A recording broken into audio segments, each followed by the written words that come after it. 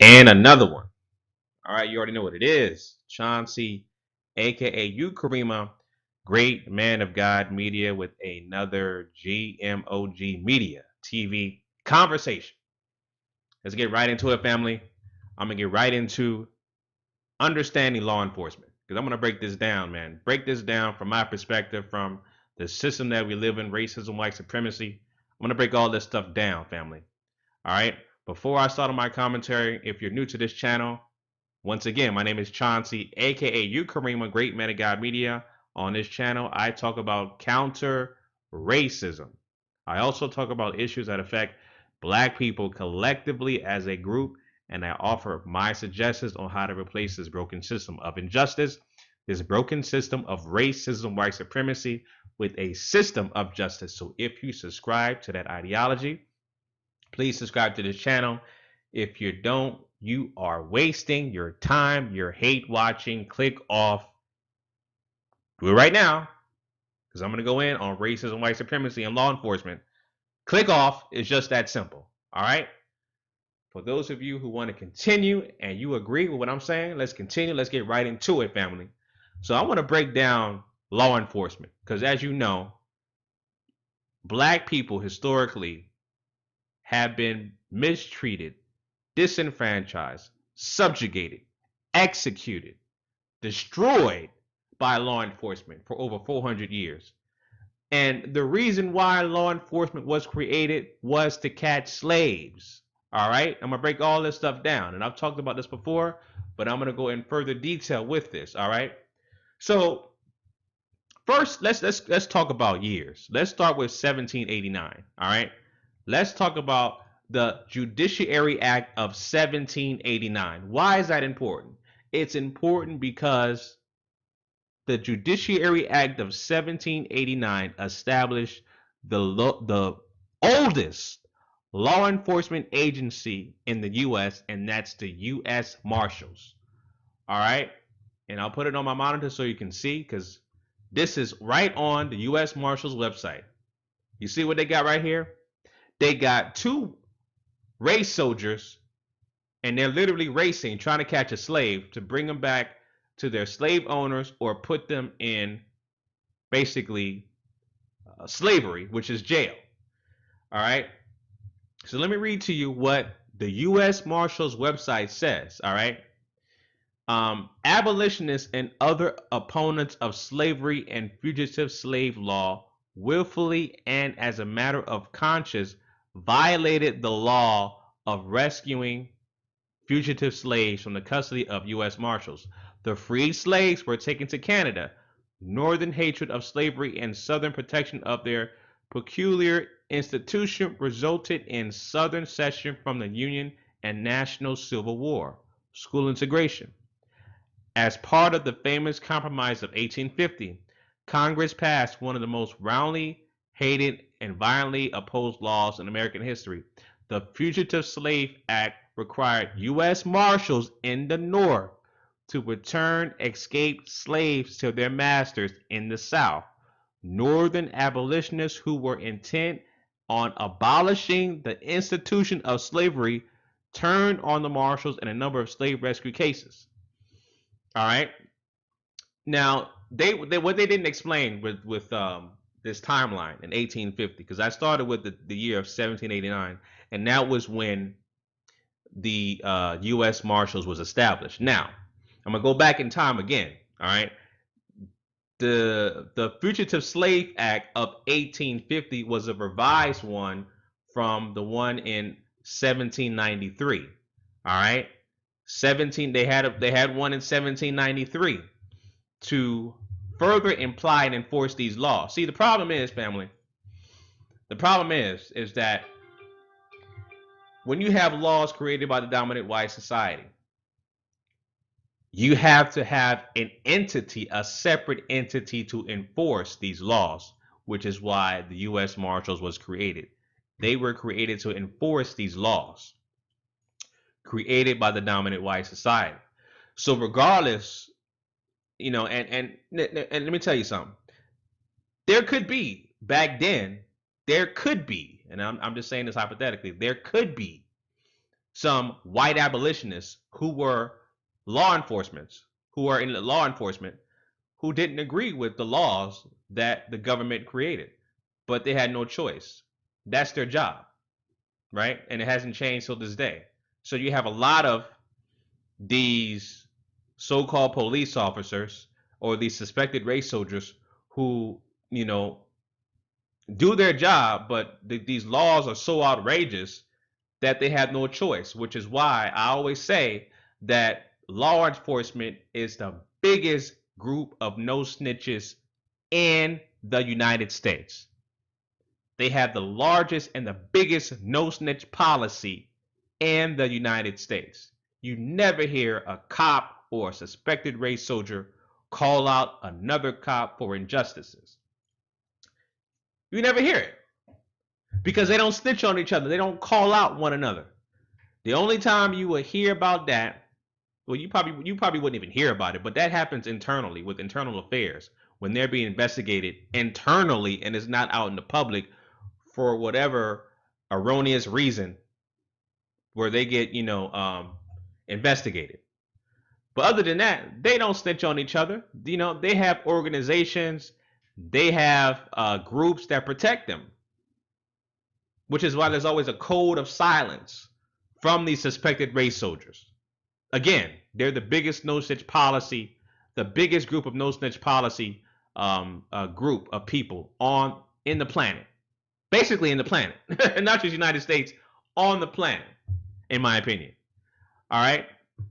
But going back to the years, again, they had the Fugitive Slave Act of 1793, and then they revised it in 1850. The reason why they revised it in 1850 because earlier in the 1840s, there were so many slave revolts, right? You had the Stono Slave Rebellion, Nat Turner, right? You had the revolution, the Haiti Revolution, around those years. That inspired the Haitian Revolution inspired a lot of these slave rebellions or these slave revolts, right? That's stuff that they don't talk about, but those are actual facts. So there were so many revolts back in the 1840s. The dominant white society wanted to basically recreate the law and make it enforceable in 1850 with the Fugitive Slave Act of 1850. That's the reason why they did it, and the reason why they was working really closely with U.S. Marshals to make sure that runaway slaves were captured, brought back to their slave owners, or put in refined slavery, which is the prison industrial complex of today. All right. So the unofficial, and this is just my opinion, the unofficial time of the Jim Crow era, because they always talk about the Jim Crow era started around after Reconstruction, after 1865, between that and 1877. All right, that's what the dominant white society says. But again, without law enforcement, there would be no Jim Crow. All right, and I'm not talking about the actual white supremacist actor who dressed in blackface. I'm not talking about him. I'm just talking about the actual laws created around that time. All right. There would be no actual Jim Crow laws without law enforcement, which is the U.S. Marshals, which is why historically the Judiciary Act of 1789 is so important, because they created the first law enforcement agency. All right. Without these laws created by the dominant white society and having a separate entity to enforce these laws, they would have no power. So again, the U.S. Marshals is the oldest law enforcement agency in the Americas, right? And obviously it branched out to so many other law enforcement agencies, the Alphabet Boys, etc. Now let's fast forward to today, family. Let's fast forward to today, all right? As you guys know, this is a site I go to on a daily basis to find out the body count of our people, of people killed by police in the U.S., people killed by suspected race soldiers in the U.S., and I always break it down by race. There's a total of 894 people killed by suspected race soldiers. and black people specifically, 214 out of 894 killed by suspected race soldiers. The latest victim is Michelle Shirley. Brief description on what happened. Shirley was believed to be driving under the influence and was seen by police driving on the wrong side of the road. When officers tried to stop Shirley's car, she drove toward police before they opened fire, according to authorities. Shirley's family said she had previously been diagnosed with bipolar disorder. Another victim of a suspected race soldier who is not trained. Well, again, this is not even about being trained. That's their job. Their job is to kill black people. That's their job. But again, when you have people with mental disorders, like this sister here, the race soldier's job is to exterminate black people. Oh, I'm in fear of my life. Of course, let's just say, because allegedly the story says that the sister ran into the suspected race soldier's car. I got the story here, and I'll play the audio clip and give my real-time reaction. This is from the LATimes.com. Woman suspected of DUI is fatally shot by Torrance police after smashing into the squad car. Let me play the story real quick and give my real-time reaction to this. Let's take a look. Probably commercial. Let's get rid of this commercial. We're going to skip all that. Real time, man. I'm doing this real time, uncut, no editing. Real time. All right. And I'm Pat Harvey, and we begin with developing news in Torrance, where police opened fire on a driver at a gas station after that woman rammed one of their cruisers. Yeah, the dramatic shooting was caught on camera. And CBS 2's Tom Wade is live at the scene with more on exactly what happened. Tom? Yeah, Pat and Paul, a very dangerous scene playing out here in Torrance, and there are two schools nearby this location where this all ended. Take a look. You see that gray car on your screen? That is the car in question. Police say that's the car the woman was driving when she tried and successfully rammed police cars, and the shootout ensued. Take a listen. Ooh, okay. Well, that's different. Here's what we know about what happened. Around 2:30, a few blocks from where we are at Arlington and Post, someone saw this woman, police say, driving like a crazy person and reported her as possibly drunk. She was hitting things, they say, and driving the wrong way. Police found her and tried to pull her over, but when they saw her car, it already had a lot of damage and the airbag was even deployed. So officers tried to get her. She wouldn't stop, so they used a pit maneuver. She still wouldn't give up, they say. She hit the gas and rammed into the police cruiser and ended up hitting a post in the gas station here. And that's when police say they opened fire. This woman in her 30s was killed. He had around 35 shots. Damn. And then they were working on the girl, CPR on the girl, to get her revived again.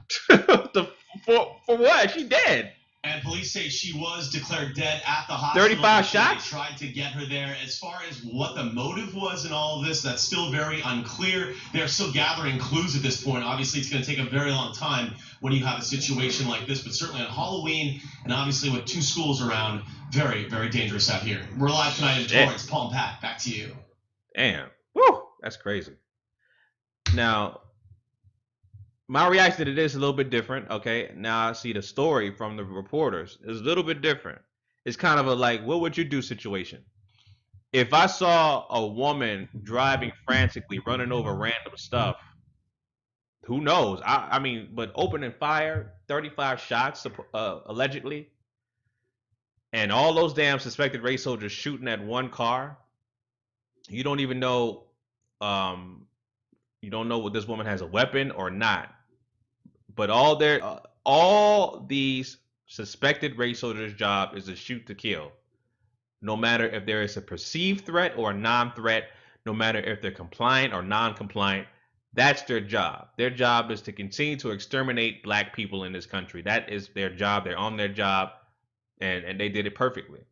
But to put myself in that situation, I mean, opening fire on a lady driving frantically, I don't know, man. I really don't know what I would do in that situation. I don't know if I would just be going and shooting her. I would probably shoot out the tires. or try to disable the vehicle, something like that. But if you get a call from from an onlooker, and they're just saying that we have somebody driving frantically, running over stuff, but they don't say the person has a weapon. Usually when you and I said this before, if you call 911 and you say someone is on the street with a weapon, 911 is the operators are going to contact the law enforcement agency once they have a code to say about someone with a weapon. They have so many codes. But once you tell a police officer or a suspected race soldier that a suspect has a weapon, they will be on high alert. All right. So maybe they treated this person as somebody with a weapon, or they considered her vehicle as a weapon. I don't know, but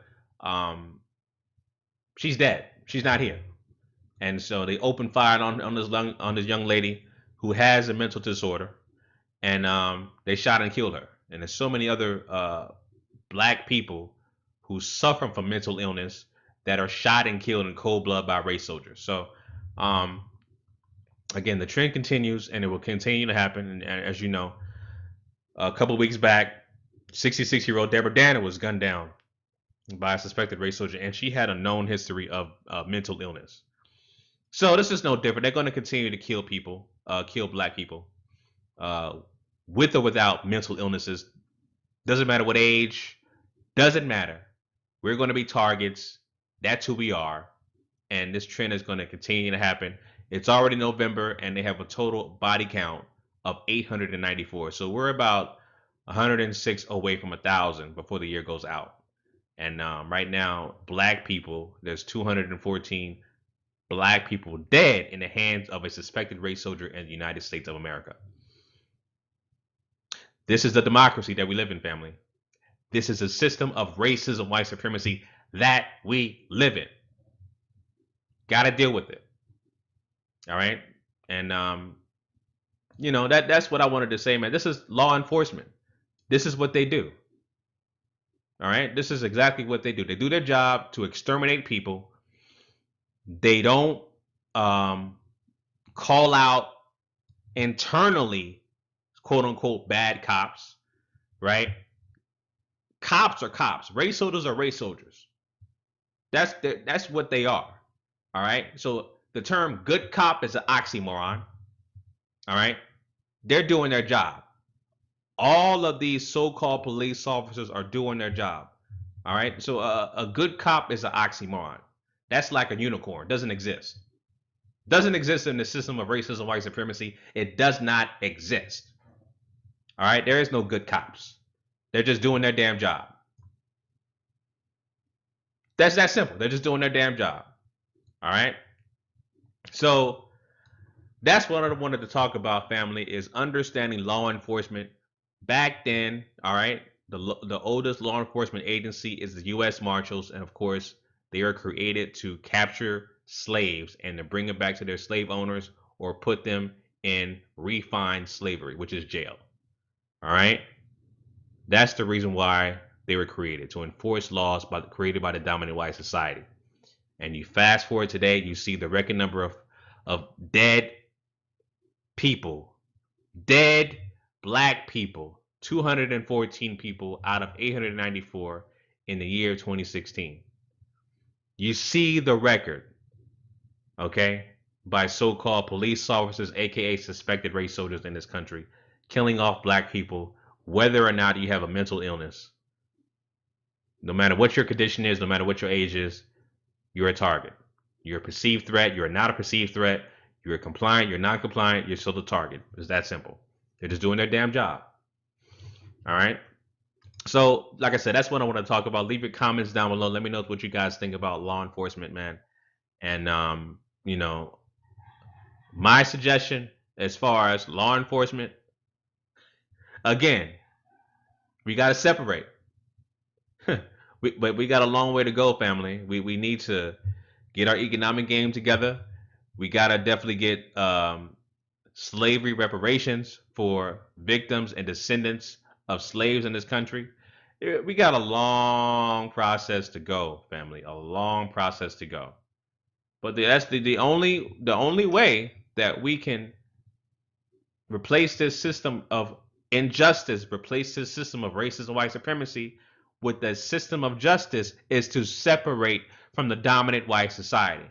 And I might as well be on the damn Southern Poverty Law Center hate map, since I preach out black separatism, which is a damn oxymoron. But it is what it is. All right, family, leave your comments down below. Make sure you like, comment, and subscribe. Once again, this is Chauncey, a.k.a. Karima, Great Man of God Media, signing out. Peace.